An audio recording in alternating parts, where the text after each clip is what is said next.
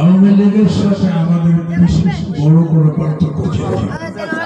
আমরা কয়েকটি পয়েন্টে আওয়ামী লীগের সাথে জীবনে একমত হতে পারি নাই। আওয়ামী লীগ বলতো এদেশের সর্বকালের সর্বশ্রেষ্ঠ মানুষ শেখ মুজিবুর রহমান, এই কথাটা আমরা কখনো মানতে পারি নাই। এই দেশে গেল সারা পৃথিবীর সর্বকালের সর্বশ্রেষ্ঠ মানুষ হযরত মুহাম্মদ সাল্লাল্লাহু আলাইহি সাল্লাম। এই হযরত মুহাম্মদ সাল্লাল্লাহু আলাইহি সাল্লামের পাশাপাশি যারা দাবি করে শেখ মুজিবুর শ্রেষ্ঠ মানুষ, এটা কখনো হতে পারে না। বাংলাদেশে গেল সারা পৃথিবীর মুসলমান জাতি কখনো মানবে না। ফলে এই পয়েন্টে দ্বিতীয়ত বিরোধ ছিল আওয়ামী লীগ কখনো স্বাধীনতা নিজেরাই করেছে, সদিওরাই করেছে, এই গল্প করেছে। স্বাধীনতা যুদ্ধের ঘোষক জিয়াউর রহমানকেও কখনো ঘোষক হিসেবে স্বীকার করেনি।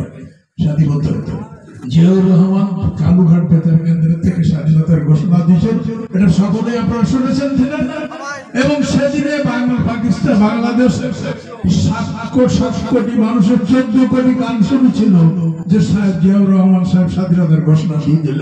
অথচ আওয়ামী লীগের নেতারা কেউ শোনে নাই যে জিয়াউর রহমান সাহেব স্বাধীনতার ঘোষণা দিয়েছেন। কারণ সেদিন ওরা দেশে ছিল না। দেশে যেদিন যুদ্ধ শুরু হয়েছিল সব বাঙালি নেতারা ভারতে চলে গেছিল। ভারতে কোনো বাংলাদেশি চ্যানেল চলে না, ওদের কানে জিয়াউর রহমানের ঘোষণা পৌঁছায় নাই।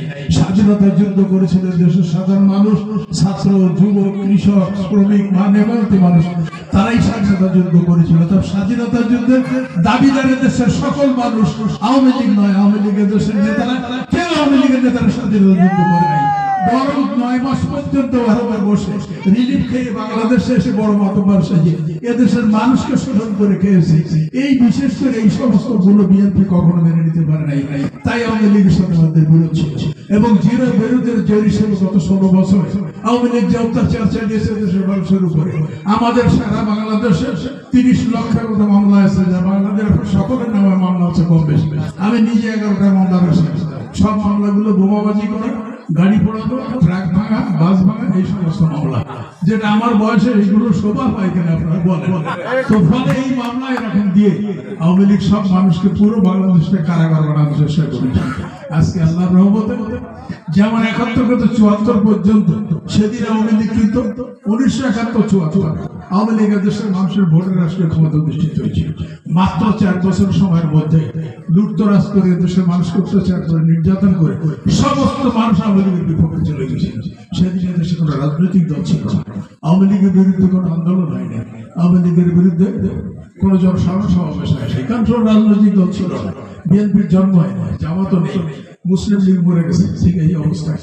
কিন্তু একটি দেশের মানুষের প্রতি নির্যাতন করে কেউ কখনো টিকতে পারে নাই। পৃথিবীতে অনেক স্বৈর শাসক এসছে, কেউ টিকে থাকে নাই।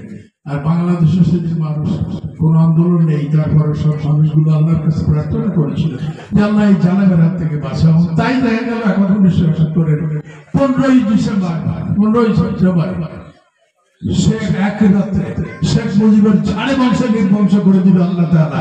একমাত্র আজকের শেখ হাসিনাটা বেঁচে ছিল, আশা মরে গেছে।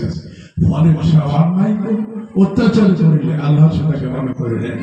তো যে কারণে আমরা সতর্ক থাকবো সকলে। আমরা নিশ্চয়ই আগামী দিনে ক্ষমতায় যাবো আল্লাহর রহমতে। সকলে ভূমিকা ধারণ করবেন।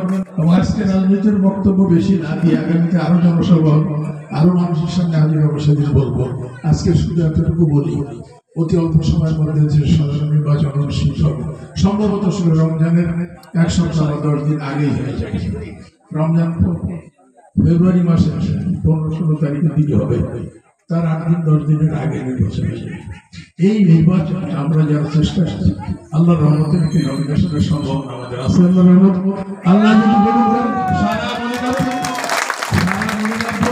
আপনারা অনেকে লেখা চেনেন, অনেকে একটি সুযোগ আছে, একটা মোটরসাইকেল নিয়ে ঘুরে ছোটো ইউনিয়ন ঘুরে দেখতে পারবেন। আপনার সাথে ঘুরে আসেন, আপনাদেরও বিশ্বাস হয় যে দল যদি আমাকে মনোনীত করে, মনিরামপুরের মানুষ আমাকে ইনশাআল্লাহ এমপি বানাবে। আমাকে মনিরামপুরের মানুষ আমাকে একবার উপজেলা চেয়ারম্যান বানিয়েছে। এবারও সেই মানুষের ওয়াদা, যদি আপনাকে নমিনেশন দেয় আমরা আপনাকে এমপি বানাবো ইনশাআল্লাহ। প্রতিপক্ষ যে সমস্ত রাজনৈতিক দলের বক্তব্য, এই সমস্ত ভুয়া বক্তব্য কান দেওয়ার প্রয়োজন নেই। সবচেয়ে সতর্ক থাকার যে সমস্ত তালিমকারী মহিলা যারা তালিম, এরা কেউ লেখাপড়া জানে না, এরা কেউ আলেম না। জিজ্ঞেস করছো যে তুমি টাইটেল পাস পাওয়া না কিনা, ওই আলেম পাস পাওয়া না কিনা, টাইটেল পাস পাওয়া না কিনা, কেউ জানে না। কিছু কথা শিখে আমাদের মা বোনদেরকে নিয়ে একটা বৈঠক করে, ওই মা বোনদের জীবনের কিছু দুর্বল থাকা ফেলে দিয়ে এরা বলে যে সব প্রাপ্ত বহু জীবন হয়েছে, এইবার দাঁড়িয়ে পাল্লায় ভোটটা দাও, সোজা বেহেশতে আল্লাহ তাআলা জামাতের কাছে ইজারা দিয়ে দেয় নাই যে জামাত মানুষকে বলবে সেই কথা মতোই যাবে, তো চলে যাবে। একটা দলের ভুয়া, এটি ভণ্ডবাদী দল, তাদের কথা ইসলাম নাই। আমরা যেহেতু ইংরেজি লেখাপড়া জানো বা আরবি লেখাপড়া জানি না, তাই সমালোচনা আমরা বেশি করি না। কিন্তু যারা আলেম আছে দেশের, আলেমরা যে সমালোচনা জামাতের করেছে, অক্কা সাহেব একজন প্রখ্যাত আলেম ছিল, সে বলে গেছে জামাতের পিছনে এক ওয়াক্ত নামাজও পড়া যায় না। একইভাবে যারা হেফাজত ইসলামের বড় বড় আলেম আছে, তারাও বলে জামাতের পিছনে নামাজ যায় না। ফলে জামাতকে ইসলামী দল বলে জামাতের লেজ ধরে বেহেশতে পার হয়ে যাবে, এই কথাটা ভাববার কোনো কারণ নাই। বেহেশতে আল্লাহ তাআলা ওদের কাছে ইজারা দেয়নি। ফলে চলো ভালো ভান্ডামো কথা ছাড়ো, সোজা সঠিক কথা বলো। 16 বছর হয়েছে আন্দোলন রয়েছে, হাজার হাজার মানুষ মৃত্যুবরণ করেছে, হাজার হাজার মানুষ আওয়ামী লীগ আয়না ঘরে আটকে শাস্তি দিয়েছে, উল্টো করে ঝুলিয়ে মেরেছে। কিন্তু এই 16 বছরের জন্য একটি দিনের জন্য জামাত আমাদের সাথে আন্দোলনে আসে নাই, আন্দোলনে। ফলে যারা আন্দোলনে ছিল তাদের আজকে এই অংশে আসছে না। মুক্ত বাংলাদেশ রাজনীতি করে সেখানে ক্ষমতায় যাওয়ার স্বপ্ন দেখে। আওয়ামী লীগ বিভিন্ন সময় আওয়ামী লীগ জামাত আঘাত করেছে। আগে একবার আঘাত করে 300 সিটে জামাত ক্যান্ডিডেট মাত্র 3টায় জিতেছে। আওয়ামী লীগের সব জামাতের প্রত্যেক সিটে কিছু ভোট আছে, কিন্তু তাদের নিজের ভোটে এমপি হওয়ার মতো যোগ্যতা সারা ভারতবর্ষে 3 জায়গায়। ফলে আজকে আমাদের নিজেদেরকে সবচেয়ে বড় কথা হলো আমাদের মধ্যে ঐক্য আনতে হবে। আজকে হরিশ্বর রসুলপতির উপরে মানুষের প্রতি আমি খুব খুশি, তারা যে জিনিসটা আজকে দেখে এবং মাঝে আমার বাসা পর্যন্ত গেছে কষ্ট করে, আমি তাদেরকে কৃতজ্ঞতা জানাই।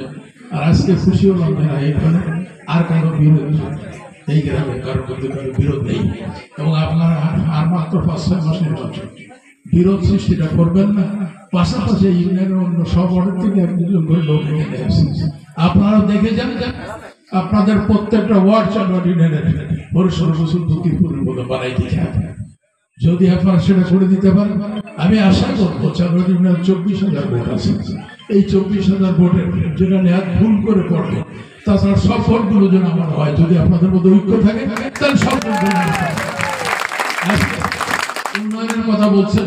উন্নয়ন যদি আমরা ক্ষমতায় যাবে, আমরা যদি পৌঁছাই, কোনো উন্নয়ন আমাকে চারবাড়ি দেখে দিয়ে দেবেন। আমি সব মুখস্থ রাখি, প্রত্যেক এরিয়ার কোন গ্রামের কোন জায়গায় দরকার আছে।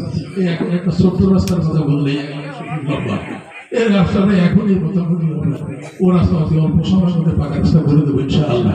এই আপনাদের কাছে সকলের কাছে আবার ঐক্যের আহ্বান জানিয়ে আগামী দিনে আমাদের লক্ষ্য, আমাদের চলাটা আল্লাহ কবুল করুন, আল্লাহ আমাদের সবাই এই কথা বলে আমি আমার কথা শেষ করছি। আল্লাহ হাফেজ।